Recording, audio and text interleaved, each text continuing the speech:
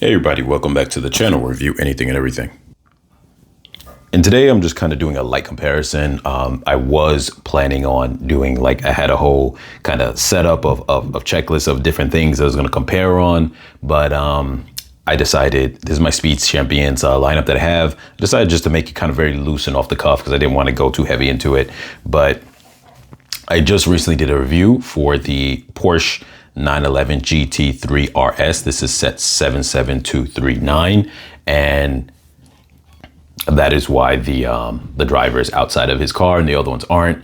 And I'm just, like I said, I'm going to do just a light comparison over just some of the things, kind of going over like the exterior, the interior, and just like a comparison of these models, being that now I have a total of, I actually have 5 models, but the other one hasn't been built yet, and its purpose wasn't really to go with the regular of this lineup. It was at Aston Martin. I actually bought that for one of my Batman builds. So as far as the ones I have built, this is them in terms of just my interest in terms of the ones that came out for the line. So we'll pretty much jump into it. This right here is the Ferrari 8112. It says the Competizione, or you could just say competition, I guess. But it's kind of the, what's the word I'm looking for? The predecessor to the Ferrari F12 Berlinetta, which is one of my favorite Ferraris of all time. That's why I ended up getting this at that time. This is set 76914. You have the Lamborghini Countach, which is set 76908. Classic car. That's the car that when I was growing up with was like the coolest car ever of all times. I wouldn't learn to many years later that it wasn't as aerodynamic and as great as it looked visually. So that was always interesting to find out, but definitely it was like the car that everyone had on their wall as far as a poster back in the days. Don't mind, it's a little bit dusty. And then over here we have the Mustang Dark Horse set 76920. And then last over here, we have the Lamborghini V12 Vision. And this is set 76923. Essentially, this is from a Gran Turismo game and I did a review on all these, obviously, but this car here was not really a real car, and it partially is because they made one version of it in real life just to show like, hey, we have a physical model. But it actually was really just based off of the video game. So one thing I mentioned in the review of the Porsche was how the steering wheel is different, and it's a lot bigger, it's a lot more chunkier, and it's definitely a nicer steering wheel. And it's, you know, they used to always use the old school ones back in the other days, and now they kind of faded away from that.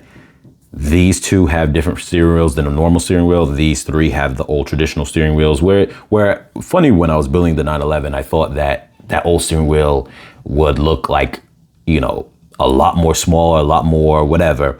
After looking back at these, because I haven't looked at them in a while, it's really not that bad. So it's one of those things where even though they did replace the steering wheel, and I don't know if all going forward, the rest of the new one's gonna have that, the old school style still was never bad. It was always a classic fit, and it still works in those cars. So I don't mind it.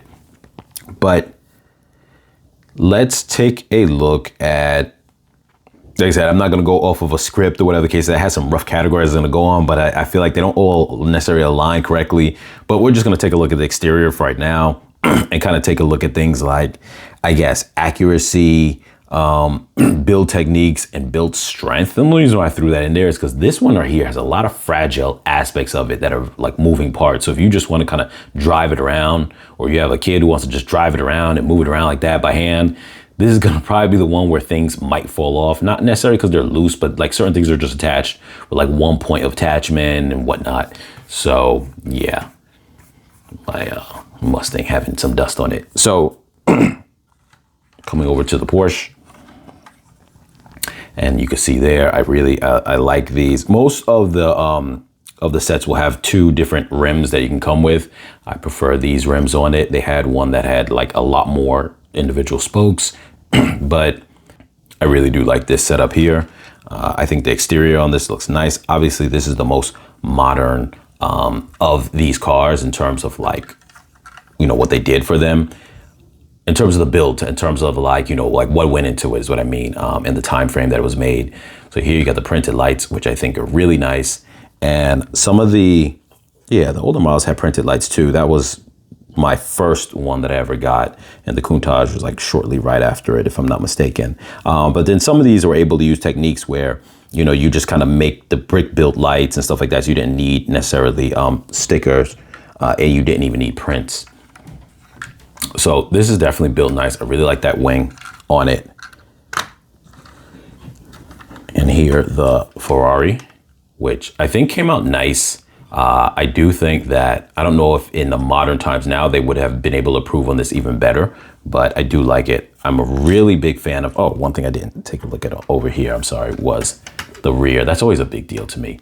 And I think the rear on this looks really nice. You got the dual pipe exhaust, which is actually pretty sturdy. So I like that. And the reason why I say it is because going back into what I said before about build techniques and build strength, some things are attached in ways where they're not that strong, or the attachment points is in a way where it's not that tight on there. So this, for example, is an example of that. I like this exhaust a lot using the stud shooters, but this is one of those kind of examples where like you can kind of move it. So it's not, you know, it's not going to be flopping around, but at the same time too, it's a little more easier to move around than say what was just shown on the Porsche. But I'm a big fan of this here. This is a sticker here. Those are prints for the lights, which is really nice. Overall, I like this. This part is like a little bit of an eyesore here, I always thought, but like there's not really an easy way for them to make that kind of curvature. So it's still a nice job overall. But yeah, definitely a point at which I almost wonder, could they have gone with just, this has like a part that's like a slant piece that's like bending like that, but I almost wondered, like, could they just made that not bend so it's flush and then just come just outwards and then it curve down like this?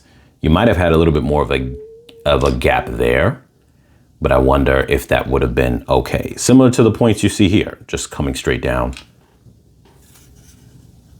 just like that. And you see there's no gap there. So I wonder, would that have been different? I guess like maybe in the model of the car, because I don't have a picture of it in front of me, there's supposed to be a little bit of dip here or curvature. Maybe that's to just kind of give it those like body angles. So maybe that's what it is. I still overall like it. You have body color mirrors as well, as opposed to black mirrors. And I do sometimes like the black mirrors because they stand out, even though I know there are cars that have body colored paint for the mirrors.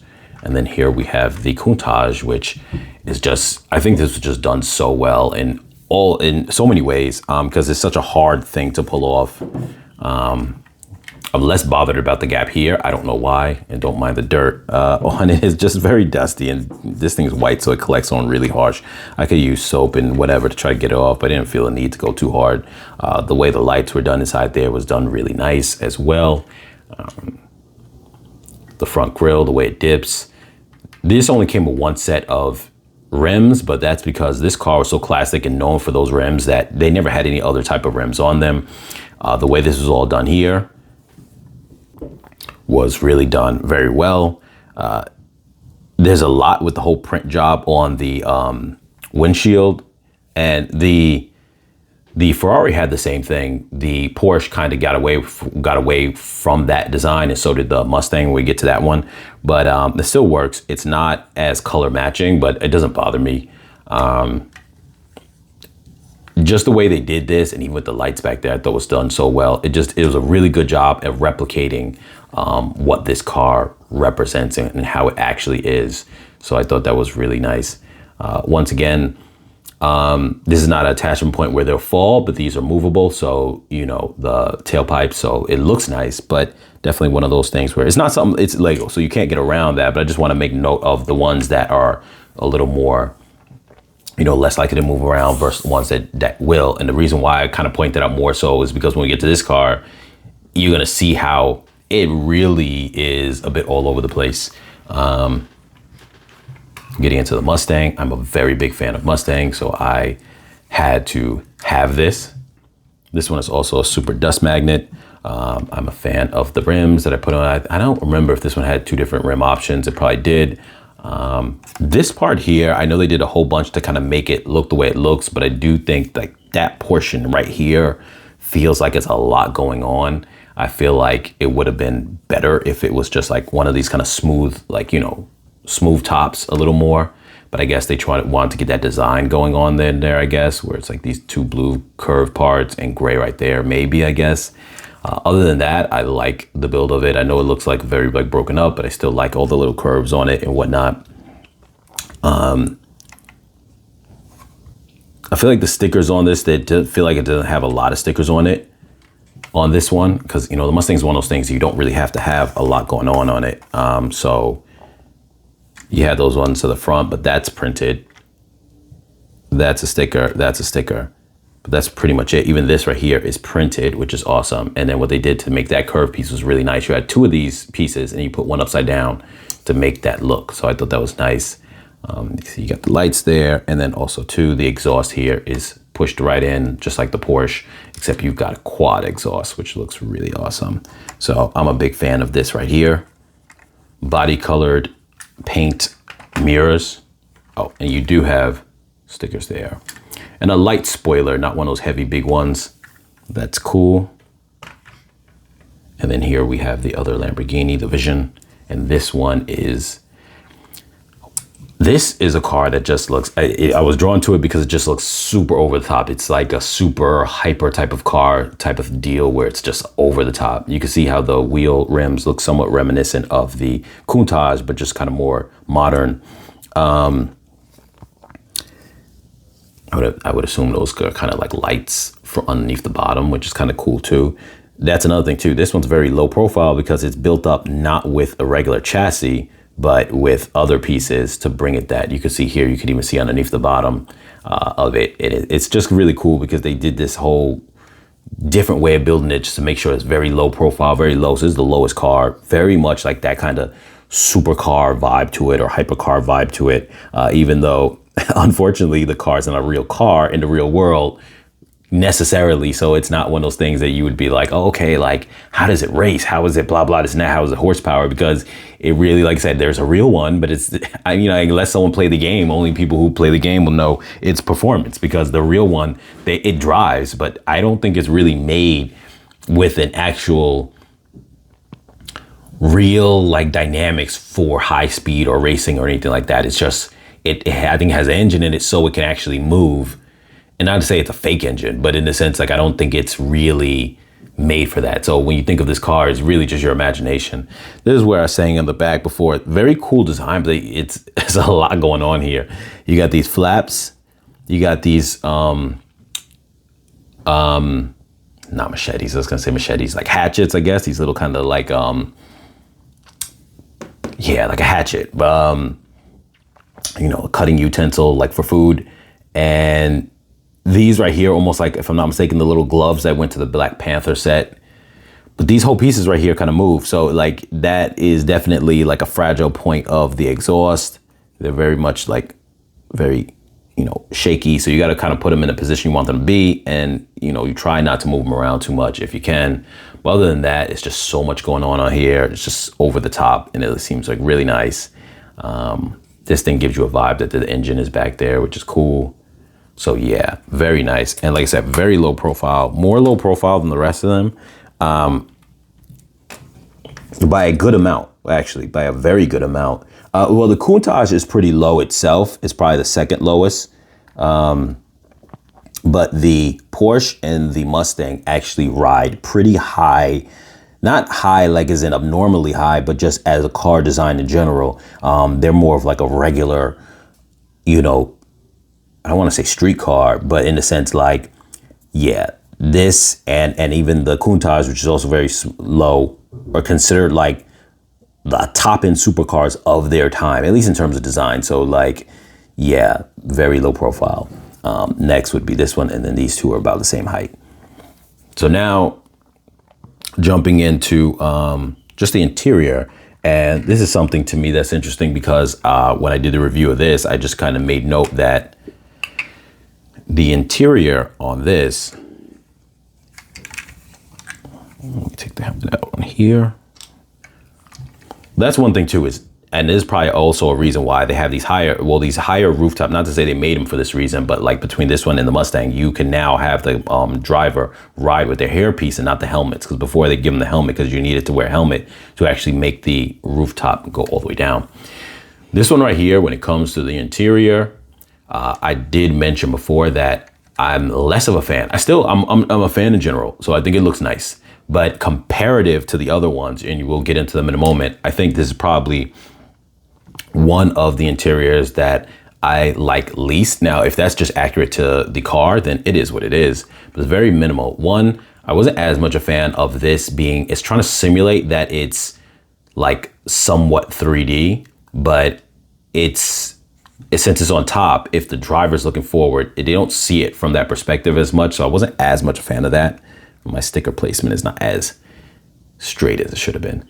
I do like that hump coming over here over the steering wheel, which is nice. And then also too, I know it's hard to get the lighting inside there because the black contrast, the black on black makes it a little hard, but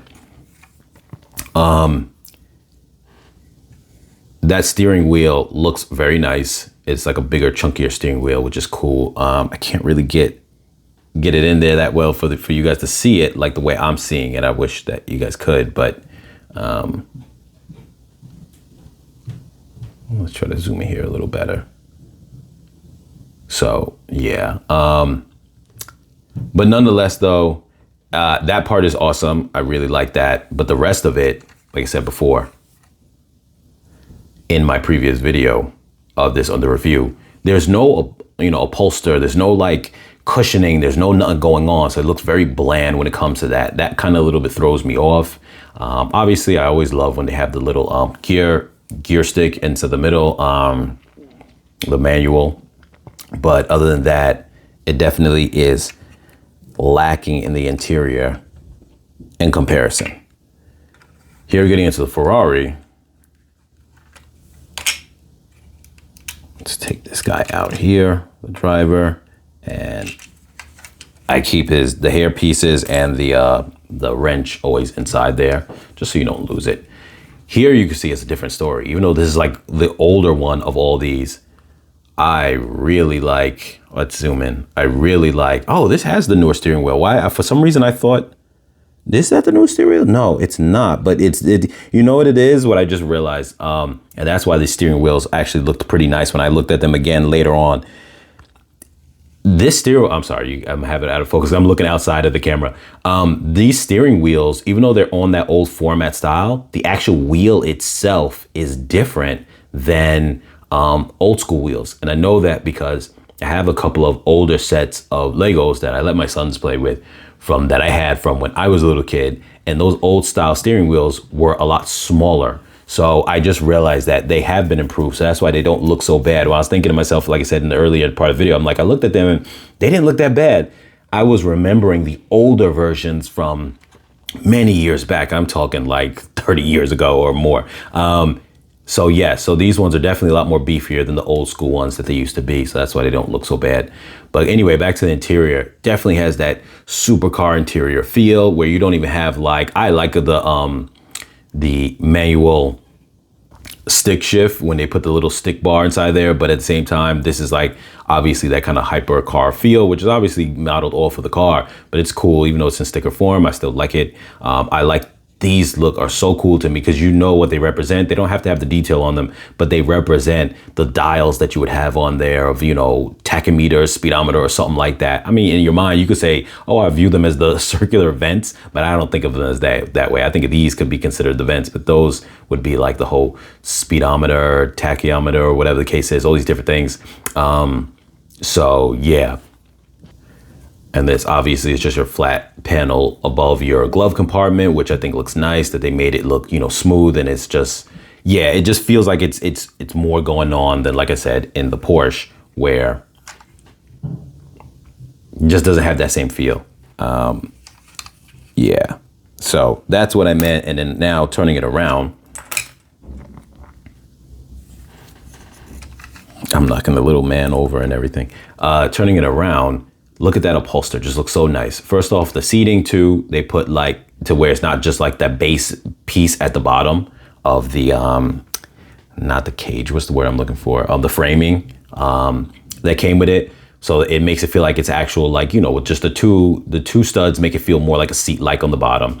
Obviously you got the headrest there, which looks really nice. And those are prints. You got the backrest too there. It's a great interior. So this just is like amazing to me when it comes to that interior design. So, and this has a lot less pieces. I don't remember what the piece count was on the Ferrari, but it's a lot less pieces than the newer models like the Mustang and the Porsche, which start to approach like about like 350. It's just shy of 350, like 340, where this was, I think, a little over 200 or something in their range. Wait a minute, was these in the high 300s? Now I'm trying to remember, was it 2 something or is it close to 300? I can't even remember now off the top of my head, but I know that it's definitely a good amount more pieces. And so for what this did with the interior was just really nice. I'm gonna leave the tops off on these. Let's jump into the Lamborghini Countach. Take the guy out of this and his little accessories. Now, starting with the front, once again, even though they don't have stickers in this and this and that, I'm still fine with that. Steering wheel, obviously, is nice. You got the stick shift right here. You got this panel piece here, which I think looks nice too. Just the way it's done just looks nice in the setup, and that's how it actually is with all the red in it. So that's cool. It's not as good of an interior, but they still have like that backrest. It's still pretty good. So like, I actually do like that, you know, it's a little stepped up from the Porsche, even though this is a older model, but it's still, the interior to me feels like there's a bit more going on. And I'm a fan of that. It's not too much in this one to kind of jump into, but I'm definitely a fan of the way it looks. Right now, the Ferrari is just the best when it comes to that, but yeah. And then when it comes to the Mustang, I don't remember how the Mustang actually is. Let's see if it's next in line to being maybe the second best or even first best, because I definitely know that the Lamborghini Vision is really almost like, it's too small to really have much going on. And I think in real life, it's not even really built up in a crazy way either. But yeah, this one definitely has a lot going on. So we're looking at the front there. This definitely rivals the interior. If not, it's probably better than the interior of the Ferrari, but like, I do like how the Ferrari has that top pieces here. This being more of a modern Mustang, you got that front screen there, which is nice. But if it was an older school Mustang, they probably would have had those same like humps that you saw for the like speedometer thing or whatever the case is, and the tachymeter inside the Ferrari would have been on here, even though that normally goes over here. Now, I wonder if, because I don't even know if I have these pieces, I wonder if I had extra of those half circle humps like that you see there. They make, I don't know if these are those same pieces I'm thinking of because they're attached to these, but normally you have those kind of half circle pieces like that you can have. I don't know if those are those pieces, but what I was gonna say was I would be able to attach those there to simulate those humps that were on the traditional Mustangs, but this one may not have that. And I don't know if it would fit because of the top, but nonetheless, you got that over there, which says Mustang Dark Horse. And what's nice is always on the Mustangs, over the glove compartment, there'll be a panel that shows the name of the car, the version of it. Like if it was like, say, a Shelby, if it was like your regular one, it'll just say Mustang or whatever the case is. So that's nice. You got the huge screen, which is now a modern thing that does exist. You even got the little vent panels that are on the bottom there, because I guess in this model, those are below the screen, where in the older models, they used to be above the screen, even if it was just like a small radio screen, like the small little LCD that's like not very big. But nonetheless, they put that on a sticker, which I think is nice. And the control panels on it for the heat and everything like that. So that sticker does a lot. I like the blue knob for the gear shift, the stick shift. Once again, steering wheel, nothing wrong with it. You're basic, but it still looks nice. And then I assume that's a cup holder there. And I think that that's actually really cool. Or if it's not, it could be used as a cup holder. You could just throw a cup there. So I think that's really cool. But the seats on this really do match the quality of the Ferrari, where you've got the headpiece, the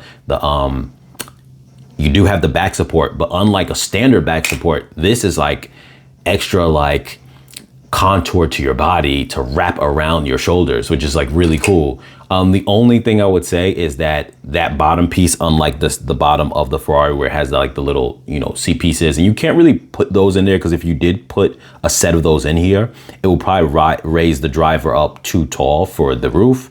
But like other than that, yeah, that's really nice. But I definitely think, let me just put the person in there and see how high they're hitting with that height. But I definitely do think that that is the case when it comes to that. No, you might have a little bit extra clearance. So if you wanted to do that, I'm not sure. Matter of fact, yeah, you know the way I'll do it to find out, and I'm knocking all these guys all over the place. I could take this off here, and this should tell me right there. And yeah, I think that little extra height will take them out of that range, so you can't add that on the bottom, but nonetheless, it still looks nice. The interior on this is definitely, I would say, equal to the Ferrari without a doubt. So that's awesome. Very nice interior. And then this one here, and the way this is, I can't even have it go down all the way because I think what you have to do is this piece comes up, which I'm going to demonstrate in a second. I think you have to take the driver's hands, lift them up, put this underneath their hands, and then put their hands down. It's just a lot of work, so that's why I didn't have them sitting like that, but her sitting like that. But here you can see the interior is more of just kind of slot you in because it is definitely had to be very low profile. You got the steering wheel right there, which is very, I think it actually looks like that, but it's definitely like nice that they went with, you know, were able to make that work. Without the driver in, I can put this down all the way so you can see how that looks. Very nice, very sleek, low profile. But like I said, this interior really does, obviously they don't have a lot of room that they could work with, so it is what it is. But this interior is definitely speaks to probably what it would most likely be like even in real life to some degree. Obviously this wouldn't come, I don't think this would come up in real life. Obviously that's just to get the driver inside there. But as far as, you know, not having a lot of room inside there, and you probably wouldn't have a whole bunch of like bolstering. It'd probably obviously be a seat there, but you can't do this with this type of size. So it does a good job of what it can because it's so small. But yes. And that was just a quick comparison of the Speed Champion sets that I have. Post down below what are your favorites of the Speed Champion sets that you guys have. Obviously not just from the ones I have here, but the ones that you guys have. Like I said, I don't have them all. I just get the ones that I like. I don't know if you're the type who are completionists where you get all the different ones or you just get the ones that you like as well. But let me know down below, you guys. And as always, like, share, comment, subscribe, and I'll catch you guys in the next video.